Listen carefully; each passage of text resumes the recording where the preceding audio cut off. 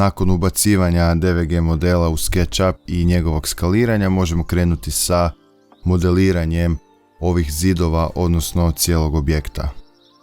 Prije nego što krenemo s modeliranjem, bilo bi dobro da isključimo ovaj ovdje namještaj koji je povučen iz DVG fajla.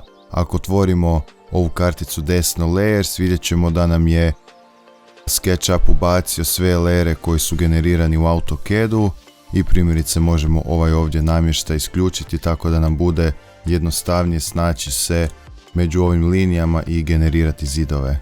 Modeliranje ovog objekta, odnosno zidova na ovom objektu, moguće je odraditi na dva načina. Prvi način je da odaberemo Line Tool i spajamo, odnosno povučemo liniju po već postojećim linijama koje su importane iz AutoCAD-a.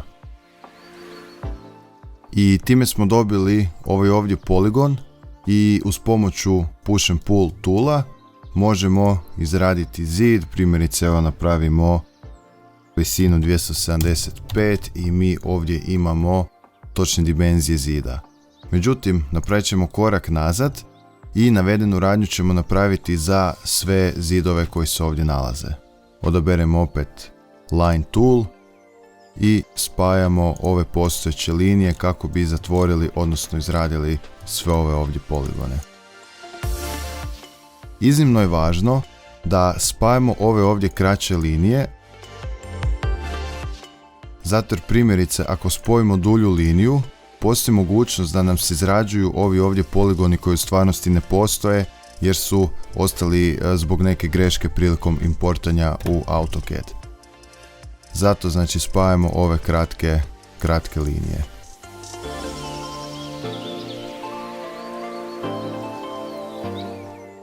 Kad smo gotovi s ovim postupkom, vrlo važna nam je orijentacija ovog ovdje poligona, odnosno da nam se ovdje tu prikazuje prednja strana poligona. Prednja strana je bijele boje, dok su stražnje strane ovako sivkaste boje. To nam je važno kasnije ako budemo izrađivali rendere pa zbog materijala koje budemo u V-Rayu primjenjivali. Zato odaberemo ovaj Select Tool i desni klik miša na poligon i odaberemo Reverse Faces. Istu stvar ponovimo za sve poligone.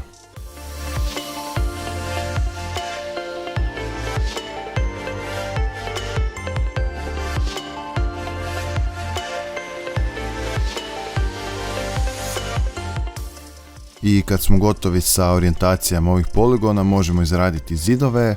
Odaberemo ovu ovdje Push and Pull alat i primjerice ne znam, ako nam je visina zida, to vi sami znate, ne znam, 275, odaberete na ovaj ovdje primjerice bilo koji zid i upišemo 275.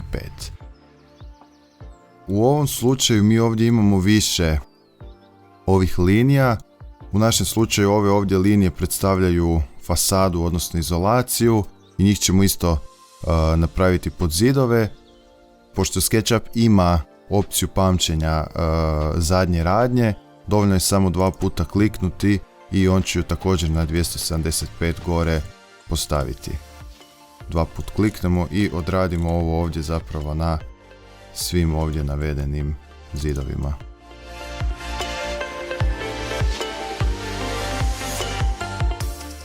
U ovom slučaju imamo grešku, ovdje tu bi trebao biti prozor. Ova tu linija nije zatvorena, tako da možemo ovako dvije linije napraviti i ovaj tu dio vratiti dolje.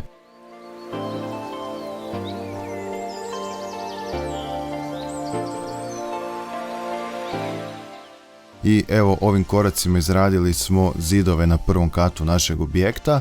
Ovo je brži način, međutim ovaj način je dosta neuredan, zato jer ako bolje pogledamo imamo puno linija koje su nam praktički nepotrebne, koje nam mogu samo smetati i koje će nam biti problematične kod primjene materijala.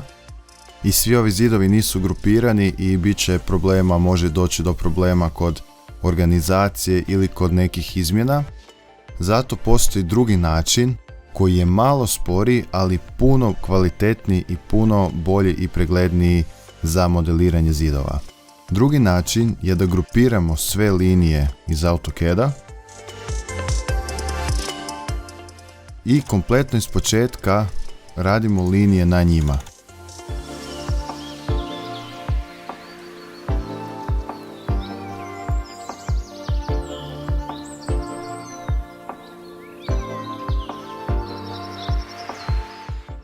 I time sad smo napravili ovo ovdje zid i došlo je do tu nekih neželjenih poligona koje ćemo izbrisati. I zatim sve što je potrebno je odabrati push and pull i postaviti ga na nekih 275 cm kao što smo to prije napravili. Ako želimo da nam je model kompletno uredan, možemo izbrisati ove ovdje linije koje nam nisu potrebne. Samo malo. I sada, pošto nam je ovo ovdje u grupi, možemo odabrati samo ovaj ovdje zid, odnosno ovaj ovdje dio objekta i odabrati Make Group. Time smo ovaj dio grupirali i primjerice možemo napraviti novi layer, primjerice vanjski zidovi i ubacimo navedenu grupu u taj layer koji poslije možemo isključiti.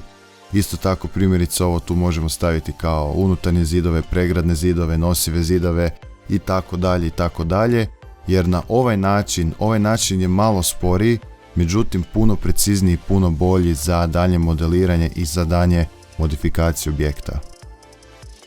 I evo sad smo na ovaj drugi način smo napravili, odnosno modelirali i ostale zidove, sve smo ih grupirali, tako da sada možemo znači određene zidove staviti u nekakve druge grupe, uključiti, isključiti i puno jednostavnije.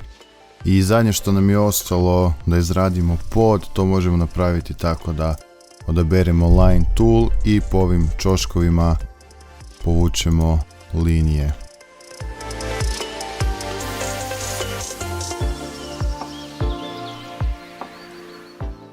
I to je to, evo zapravo i ovaj tu dio isto bi taj način trebali napraviti.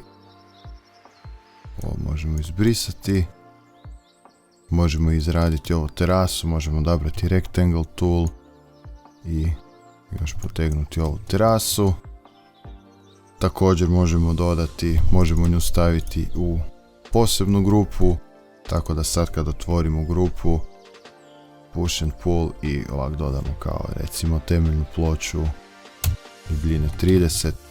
I evo ovim postupcima nisam precizno modelirao ovaj objekt, nego cilj mi je bio samo prikazati način na koji se to radi u SketchUp programu.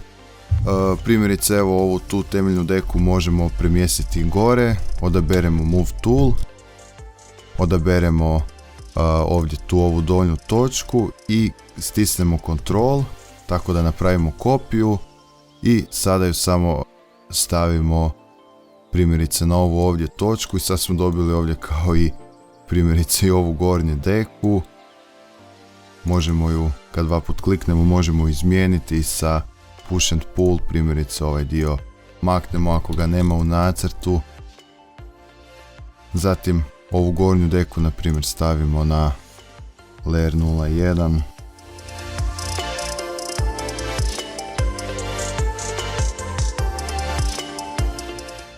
I sada možemo recimo isključiti u layeru, isključiti tako da imamo pregled i da možemo ovdje dalje modelirati. Ovdje tu se nalaze stepenice, to nisam htio sada modelirati, to možda u nekom drugom tutorialu i to bi bilo to što se tiče modeliranja.